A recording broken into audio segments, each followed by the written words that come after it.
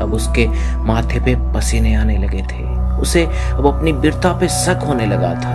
वो अपनी हाथ जोड़े अब भगवान से प्रार्थना करने लगा था। और फिर क्या ये यज्ञ सफल होगा और अनुराधा बच जाएगी, या फिर वही होगा जो पंडित जी ने पूर्वानुमान किया था?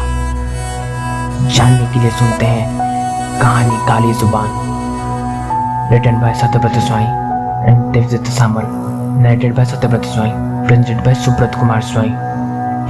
अगर आपने पहला एपिसोड नहीं सुना है तो हमारे डिस्क्रिप्शन पे दिए गए लिंक पे जाके सुन ले, क्योंकि उसके बिना यह अधूरा है। तो चलिए शुरू करते हैं दूसरा एपिसोड, मसान का रहस्य। अब पछताए होत क्या जब चिड़िया चुग गई खेत, मूर्खता के सीमा पार करने से ए इंसान क्या होता है देख। पंडित जी अपनी घड़ी और इंद्राणी और अनुराधा की आंसुओं को देख गुनगुना रहे थे। अब आसपास रात के 2:30 बज चुके थे।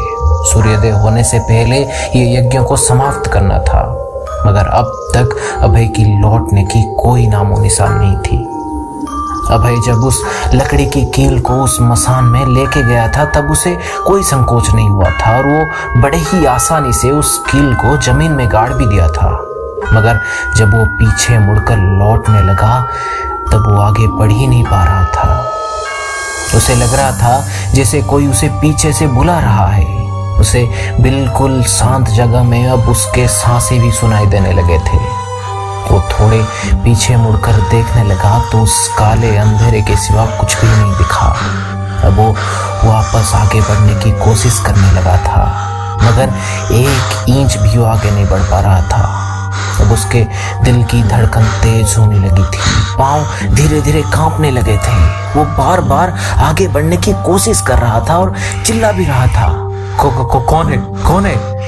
मगर जवाब में सिर्फ उसके सांसें ही सुनाई देते थे। अब उसके माथे पे पसीने आने लगे थे।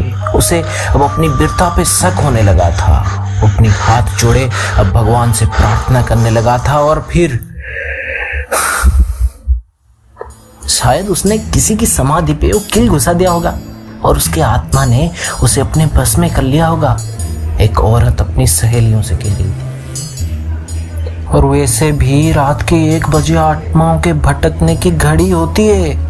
एक और औरत ने पहली औरत के बात को आगे बढ़ाते हुए कहा। और सिर्फ इतना नहीं बल्कि कई लोगों से कई बातें सुनाई दे रहे थे। अब तक गांव के निचले जात के 3 आदमियों को मसान की ओर एक लोहे के अस्त्र देकर भेज दिया गया था।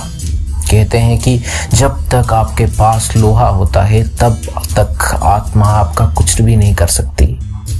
और बस उन्हीं का सबको इंतजार था कि वो क्या खबर लेके आएंगे। इंद्राणी जी और अनुराधा की चेहरे अब लाल पड़ गई थी। रोए रोए उनकी आंखें भी अब फूल गए थे। पंडित जी हवन की आग में अब भी घी डाले जा रहे थे, मगर अब यज्ञ का माहौल बदल चुका था। अब न कोई शंख न घंटे की आवाज थी। अब हर कोई सिर्फ इस अनोखी मौत को अपनी चरम आंखों से उपभोग करने का इंतजार कर रहा था। और ठीक उसी वक्त वो 3 आदमी जो मसान अभय की खोज में गए थे वो लौटे, मगर वो भी खाली हाथ ही लौटे थे। माफ कीजिए, मगर वहाँ कोई भी नहीं था, मगर वो लकड़ी की कील वहाँ गड़ी हुई थी और बस कुछ खून पड़े थे वहाँ। उस 3 में से एक ने डरते हुए कहा। अपनी सिर नीचे किए वो पंडित जी और इंद्राणी जी की ओर देख रहा था। और ये सुनते ही इंद्राणी जी रोने लगी। अब सिर्फ उनके आंसू नहीं बल्कि दिल भी रोने लगी थी। उनके साथ उनके पास खड़ी औरतें भी रोने लगी थी। अब अभय की मौत सुनिश्चित थी, मगर उसकी लाश कहाँ थी? और इसी बीच पीछे से कुछ जोर से गिरने की आवाज आई। सब लोग पीछे मुड़े तो अनुराधा आंखें मूंदे नीचे गिरी थी। वो देखते ही सब लोग पंडित जी की ओर देखने लगे। पंडित जी की आंखों में अब एक अनोखी चमक थी। वो घड़ी की ओर देखते हुए आसमान की ओर देखे। अब 4:30 बज चुके थे। गांव के बड़े पेड़ों की गोद से निकलकर सूर्यदेव पधार चुके थे। सूर्योदय हो चुका था। और पंडित जी की बातें भी सच हो चुकी थी। ये देखते ही पंडित जी ने अपने हाथ में पानी लिए उस हवन के ऊपर सींच दिए और हाथ जोड़ के बोलने लगे, ओम शांति ही। अगले 10 मिनट में अनुराधा एक टेम्पो में बैठी अस्पताल की ओर जा रही थी। किसी ने जब देखा कि उसकी सांसें अब भी चल रही थी, तब गांव के पास एक ऑटो वाला को बुलाकर उसे हॉस्पिटल ले जाने की तैयारियां शुरू हो गई थी। इंद्राणी जी उसके पास बैठ रो रही थी और उसके नाम पुकारकर उसे जगाने की कोशिश भी कर रही थी।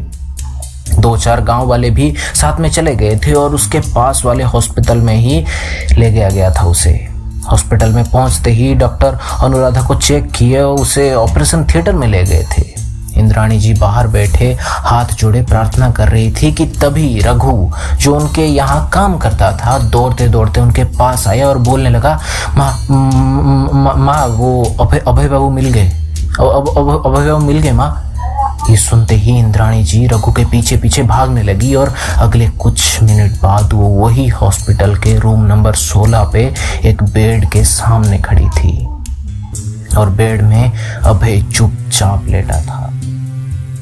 उसे देख इंद्राणी जी उसके मुंह को चूमने लगे और उसे गले लगा लिया और जोर जोर से रोने लगी।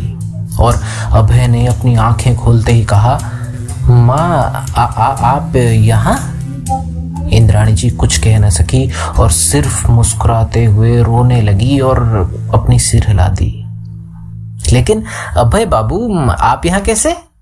रघु ने थोड़े सोचकर पूछा और फिर अभय बोलने लगा, जब मैं वो लकड़ी की कील को जमीन में गाड़ दिया तो मुझे कुछ नहीं लगा था, मगर जब मैंने आगे बढ़ने की कोशिश की तो मुझे कोई रोक रहा था। मैंने कई बार कोशिश की आगे बढ़ने के लिए, मगर मैं आ ही नहीं पा रहा था। मेरे पसीने छूटने लगे थे और मैं बहुत डर गया था। और ठीक उसी वक्त उस पेड़ के बीच में से कुछ आवाज आने लगा और मैं उस आवाज सुन और ज्यादा घबरा गया था और वहीं पर ही मेरा हार्ट चुप कर गया। फिर पता नहीं कहाँ से एक आदमी आया और उसने मुझे अपनी गोद में उठाए यहाँ हॉस्पिटल पे ले आया और ये हॉस्पिटल के पास ही छोड़ के चला गया। पता नहीं वो कौन था। फिर जब मैंने आंखें खोली तो मुझे पता चला कि मैंने वो लकड़ी की कील को अपनी धोती पे ही एक हिस्से पे जमीन में गाड़ दिया था।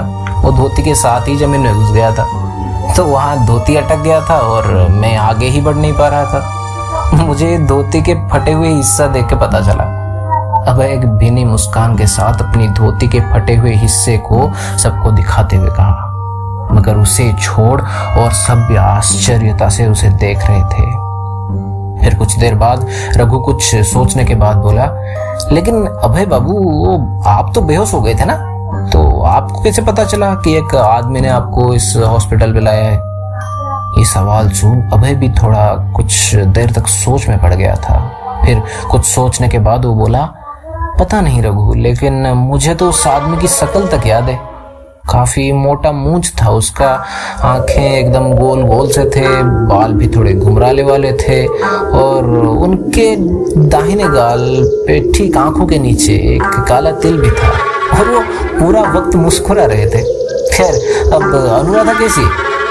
अभय ने एक जोशीले अंदाज में पूछा। मगर उस आदमी के बारे में सुनते ही इंद्राणी जी की धड़कन तेज होनी शुरू हो गई थी।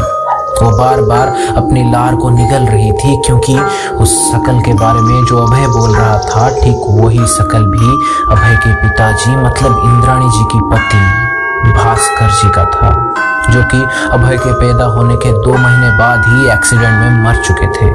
उनकी शकल ना ही अभय को पता था और ना ही उनका कोई फोटो था जिसे देख अभय को उनके शकल के बारे में पता चलता। और अभय के बताने के अनुसार वो आदमी बिल्कुल वही थे। इसी बीच पीछे से नर्स दौड़ती हुई आई और बोलने लगी, बधाई हो इंद्राणी जी, बेटी हुई है। ये सुनते ही अभय के चेहरे पे एक बड़ी मुस्कान थी। अब इंद्राणी जी को पता चल गई थी कि अनुराधा की उस वक्त गिरना उसकी मौत की निशानी नहीं, बल्कि उसकी डिलीवरी की निशानी थी और वो दिन भर की उपवास नहीं उसे बेहोश कर डाली थी। और अगले वक्त अगर उसकी सांसें परख उसे अस्पताल नहीं लाया जाता तो ना ही उनकी पूर्ण चंद्र ग्रहण का श्राप और ना ही पंडित जी की भविष्यवाणी, बल्कि उन सब की मूर्खता और अंधभक्ति ही अनुराधा और उसके बच्चे को मार देती। और अगले कुछ मिनटों में अपनी गोद में लिए इंद्राणी जी अपनी पोती को देख रही थी और थोड़ी मुस्कुराते हुए बोली, इसका नाम यज्ञ से नहीं रखेंगे, आखिरकार यज्ञ का ही तो दान है। और ये सुनते ही अभय ना चाहते हुए भी थोड़ा मुस्कुरा दिया, मगर अब भी इंद्राणी जी की दिमाग में वही चेहरा नाच रहा था जिसका जिक्र अभय ने कुछ वक्त पहले किया था, उनके कई सालों पहले मरे हुए पति भास्कर जी का। तो कैसी लगी आपको हमारी कहानी? आशा करते हैं आपको पसंद आया होगा, और अगर पसंद आया हो तो लाइक और सब्सक्राइब जरूर कीजिए, और तारीफ हो या ताने हो बेझिझक कमेंट्स बॉक्स से फरमाइए, और इसे शेयर करना ना भूलें। और अब आप हमसे सीधा जुड़ सकते हैं हमारे सोशल मीडिया प्लेटफॉर्म्स पर, जैसे कि इंस्टाग्राम, फेसबुक और टेलीग्राम, फोर्टनाइट क्रॉनिकल्स नाम के साथ।